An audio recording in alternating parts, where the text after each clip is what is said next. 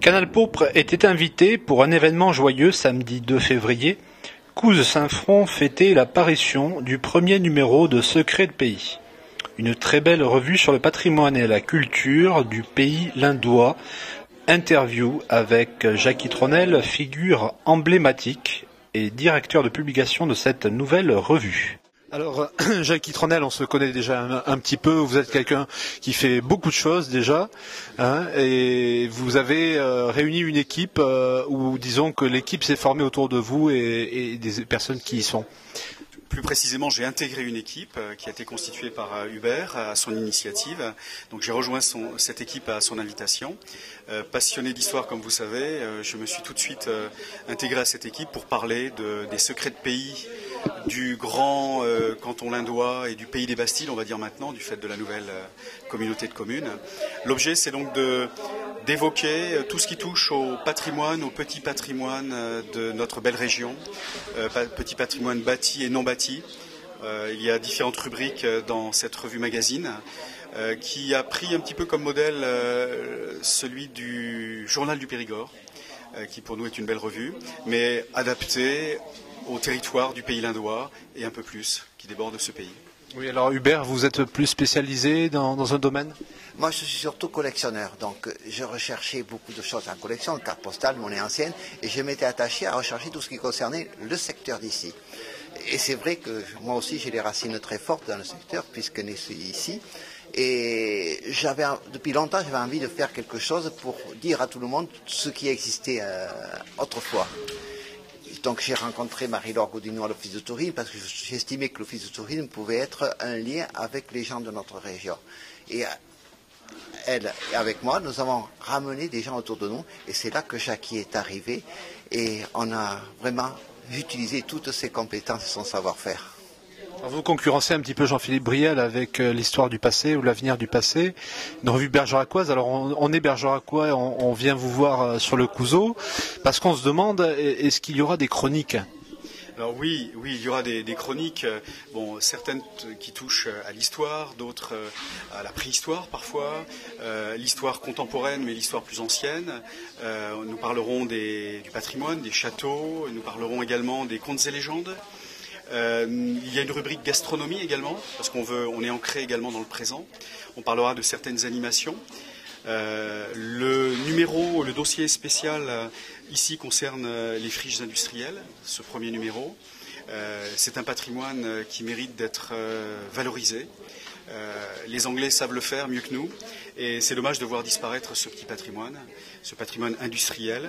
Donc ces friches, ça a été le premier numéro, et il nous a semblé que c'était une thématique originale. La prochaine thématique du prochain numéro, puisqu'il s'agit d'un semestriel, donc à partir du 1er juillet, on espère que seront en kiosque les prochains numéros. Et là, la thématique touchera davantage la rivière d'Ordogne, portrait d'une rivière. Alors, on va parler par exemple, on espère, de la descente en gabarre qui a été reconstituée il y a quelques années de cela par une équipe de Lindois. On va parler de la pêcherie, on va parler du transport de matériaux sur les gabarres. Voilà, tout ce qui touche à la rivière, les métiers de la rivière, les constructions également sur la rivière, barrages, usines électriques, hydroélectriques. Voilà un peu quelles seront nos thématiques. Donc on est en rien concurrent oui, au journal de Bergerac, complémentaire. Surtout pas concurrent. Au contraire, on est complémentaire parce qu'on est à côté. Vous me rassurez. Alors, sur Facebook, j'ai pu voir quelqu'un qui vous faisait un commentaire. Avez-vous pensé aux sponsors ?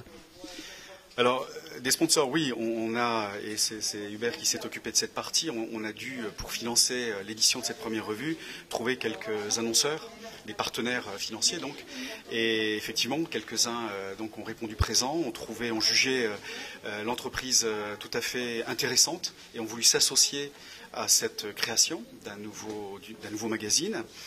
Et puis maintenant qu'il existe, que l'on a en main quelque chose qui est donc du domaine du concret, non plus du virtuel, on va se tourner vers quelques institutions, vers le conseil général, le conseil régional, pour essayer de solliciter quelques subventions afin de rendre pérenne ce magazine. Alors c'est une question d'argent en grande partie, et puis il faut trouver des sujets tous les 6 mois. Alors ça, c'est vraiment pas le problème, parce qu'on a la chance de vivre dans une région qui est très très riche, qui a un passé, une histoire et également une actualité qui est riche. Donc on fourmille d'idées. On a déjà plusieurs thèmes de prévus pour les prochains numéros.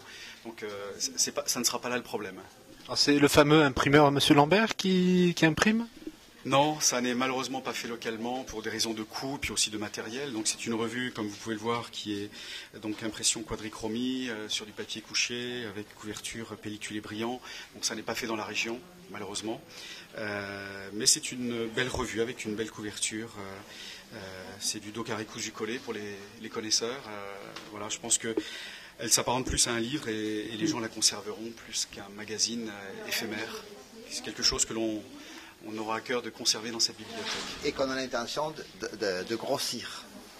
Oui, parce que vous allez recevoir sûrement des propositions de journalistes, de gens qui voudront travailler pour vous. Oui, alors donc nous sommes ouverts à toute proposition d'articles. Nous recherchons des auteurs sur des sujets en lien avec le territoire, le pays des Bastides maintenant, on va dire, qui est un vaste territoire. Donc toutes les initiatives, toutes les propositions originales de sujets en lien avec les thématiques que l'on aborde seront les bienvenues. Alors, je suis un peu jaloux parce que le Bergeracois est riche aussi, hein, et vous n'allez pas vous étendre ? Pas de ce côté-là. Non. Au contraire, on va essayer de coller à ce qui se fait avec le secteur de la laine, avec notre communauté de communes. Oui. On débordera peut-être un petit peu, mais surtout pas aller faire concurrence plus loin. Mais vous n'allez pas faire du JT, de la politique ou des choses comme ça, c'est vraiment de la culture. Essentiellement. Donc voilà, l'association. Exclusivement, je dirais. L'association État politique à confessionnel, on ne veut pas tout mélanger, pas faire dans le mélange des genres. Il y a suffisamment de thématiques et de sujets liés à tout ce qui est patrimonial, tout ce qui est mémoriel. Voilà, il y a suffisamment. Alors, prenez par exemple un exemple d'un article, on parle de patrimoine, comment vous l'abordez sur un sujet en général ? Alors on choisit un angle. Bon, là le dossier qui a été retenu sont les friches industrielles. Donc on parle des friches en l'état, mais également de l'histoire, de ce qu'était l'activité qui a généré de telles friches. Donc il y a un regard qui part du passé pour aller jusqu'à aujourd'hui. Donc c'est des dates, beaucoup ? Oui, mais pas que. Oui, des dates bien sûr, mais aussi l'histoire de famille, de générations successives qui ont monté des choses, comme ici dans la vallée de la Couze avec les moulins à papier. On parle également des forges et des fonderies, des forges, de la poudrerie de Mozac, des fours à chaud. Donc c'est beaucoup de noms de famille, je suppose ? Oui, bien sûr. Ce sont des familles industrieuses qui ont œuvré localement. Vous êtes collectionneur de pièces ? Monnaie, oui. Oui, monnaie du Périgord. Alors comment ça se traduit par l'écrit ? Par l'écrit. Par l'écrit. Il y a encore 50 ans, parce que les principales monnaies du Périgord étaient gauloises. Et rien n'était connu il y a 50 ans encore. Et actuellement, il y a beaucoup d'études qui sont faites et les archéologues s'intéressent de très près à ce genre de documents. Donc c'est pas les philatélistes parisiens, c'est un autre domaine.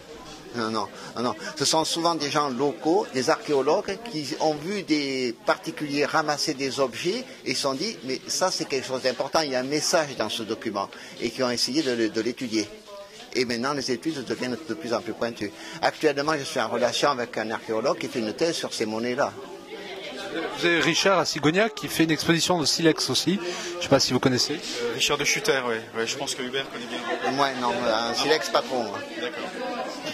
Oui, alors ça sera peut-être l'objet d'un article dans un prochain numéro, bien sûr. Un sujet, faire parler les pierres. C'est une bonne idée. D'ailleurs, nous sommes à la salle de l'étendoir où les travaux ont été faits, un beau monument tout en pierre. Une belle restauration, oui. Qui a été, je crois, inaugurée la semaine dernière, donc tout récemment. Beau symbole. Voilà, effectivement, puisque c'était un étendoir, un séchoir à papier. Donc on est vraiment dans le sujet des anciennes papeteries de la vallée de la Couze. Dès qu'on sort de Bergerac, on sent la campagne revenir. Et c'est pour ça qu'un petit peu que Canal Pourpre s'est étendu. Vous êtes les bienvenus et merci de vous être intéressés à cet événement pour nous. Merci. Merci à vous. Alors je voulais donc le grand écran et puis la diffusion en commun avec beaucoup de couseaux qui sont venus ce soir. Exactement. merci à vous. Merci.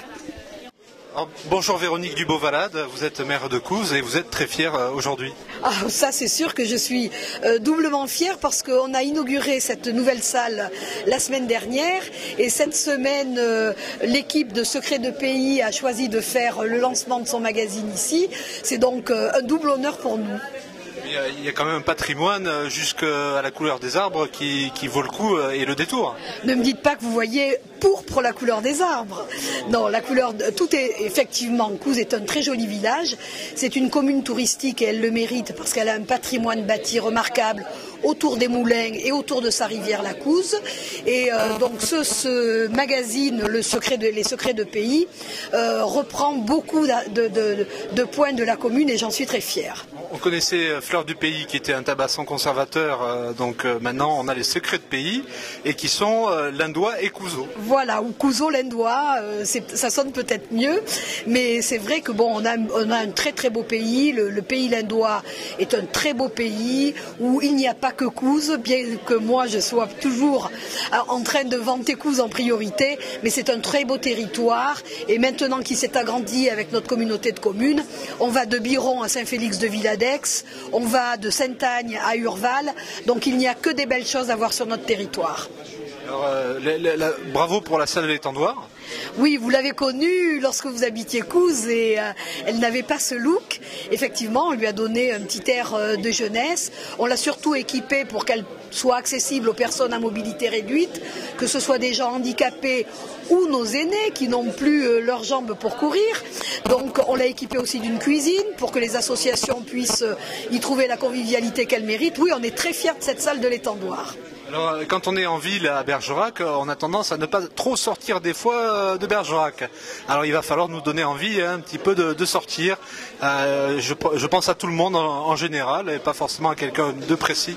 Écoutez, Couze, de toute façon, on sait que les Bergeracois y viennent déjà beaucoup parce qu'on a un délicieux restaurant qui s'appelle Au Fil de l'Eau, que les Bergeracois connaissent bien, mais nous en avons 2 autres restaurants qui sont sympathiques.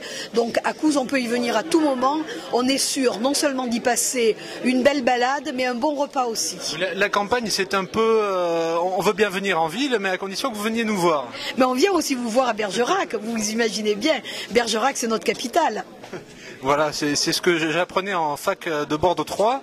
En histoire, on disait les Bordelais et Toulousains se fâchaient un petit peu le territoire.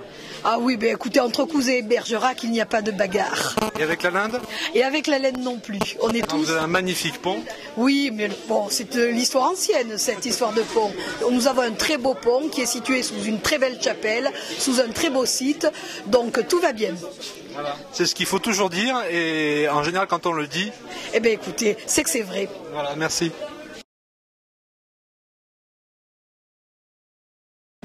Non.